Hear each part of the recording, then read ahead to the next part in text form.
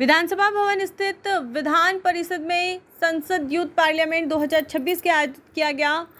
मुख्यमंत्री डॉक्टर मोहन यादव, विधानसभा अध्यक्ष नरेंद्र सिंह तोमर और दिलीप बिल्डकॉन के सीएमडी दिलीप सूर्यवंशी ने संसद यूथ पार्लियामेंट 2026 का दीप प्रज्वलित कर शुभारंभ किया। इस मौके पर मुख्यमंत्री डॉक्टर मोहन यादव ने कहा कि देश के युवाओं को राजनीति में आकर अपनी सक्रिय भागीदारी करनी होगी। युवा डॉक्टर, इंजीनियर बनने के साथ ही राजनीति में आकर लोकतंत्र को सशक्त बनाएं।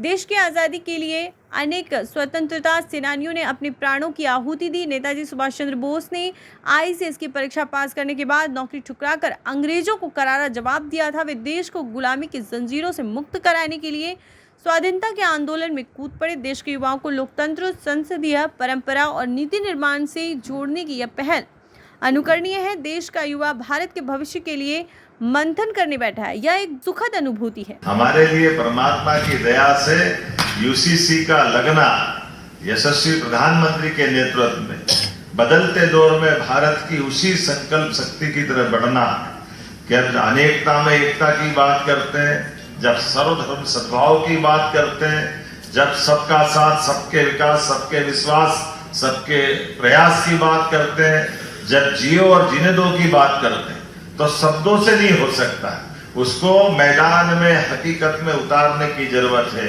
आज उसी बात के बलबूते पर हमारे यहाँ पर अगर रामचंद्र के जीवन के अंदर उसके उत्तराधिकार से लेकर विवाह तक की चिंता समाज सब रूप में करता, तो रहीम से बेर कैसे हो सकता है? जो राम के लिए वो रहीम के लिए, यही तो आनंद होना चाहिए। हमारी बहनें, मुस्लिम बहनें भी हमारी बहनें, हिंदू बहनें भी हमारी बहनें, लेकिन आज दुनिया के अंदर केवल वोट बैंक की राजनीति के बलबूते पर जिनका हक उनको देने से रोका जाएगा, ये कैसे हो सकता है? लेकिन इसके बावजूद भी हमारी सरकार ने इस नियम को लागू करने के पहले चाहते तो चुनी हुई विधानसभाओं के अंदर सीधे सीधे कानून माननीय अध्यक्ष महोदय यहाँ मौजूद है, हम पारित कर लेते, लेकिन हमने इस विषय को नीचे तक ले जाने का प्रयास किया। लगभग 3.5 करोड़ से ज्यादा हमारे संसाधनों के बलबूते पर विषय को पहुंचाने का प्रयास किया। 10 लाख से ज्यादा सुझाव आमंत्रित किए गए।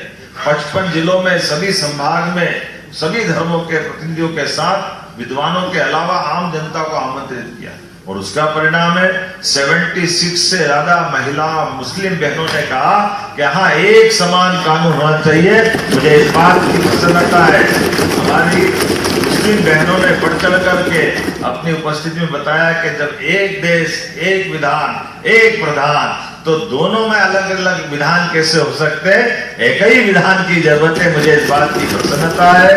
मध्य प्रदेश उन राज्यों में से है, बड़े राज्यों में से है, जिसकी 9 करोड़ की आबादी और देश का मध्य में आने वाला इतना बड़ा भौगोलिक एरिया कि जो राजस्थान के बाद नंबर 2 पे होता है। ऐसे में हमने इस पूरे विधान को विधि विधान से पारित किया, और इस भोपाल जैसी रियासत पुराने समय में जहां काल के प्रभाव में ऐसे कष्ट खड़े हुए, उन्हीं को जवाब इसी भोपाल ने दिया कि हमारे यहाँ राम और रहीम की संस्कृति एक ही है, अलग अलग नहीं देखी जा सकती। जब हम आज बड़ी संख्या में स्कूल कॉलेज में जाकर बैठते हैं और पूछते हैं भविष्य में आप क्या बनना चाहोगे, तो हर कोई भले आता किसी भी परिवार से, लेकिन वो केवल डॉक्टर, वकील, इंजीनियर, आईएएस, आईपीएस इसी बात को देखता।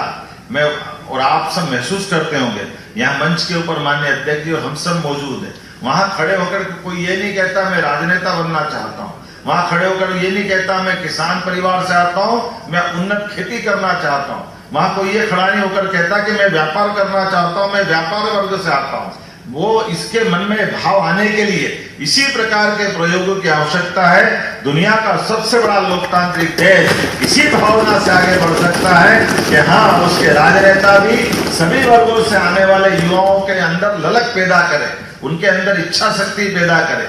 ये आने वाली इच्छा शक्ति आपके अंदर लोकतंत्र की भावना को जीवंत रखेगी, क्योंकि ये लोकतंत्र की कीमत आपको स्मरण रखने की आवश्यकता है। आपके उत्कृष्ट प्रयास की मेरी अपनी ओर से आपने सराहना करता हूँ, बधाई देता हूँ। मध्य प्रदेश की धरती पर आप सबका पुनः अभिनंदन, वंदन और आगामी स्वतंत्रता दिवस की बहुत बहुत बधाई।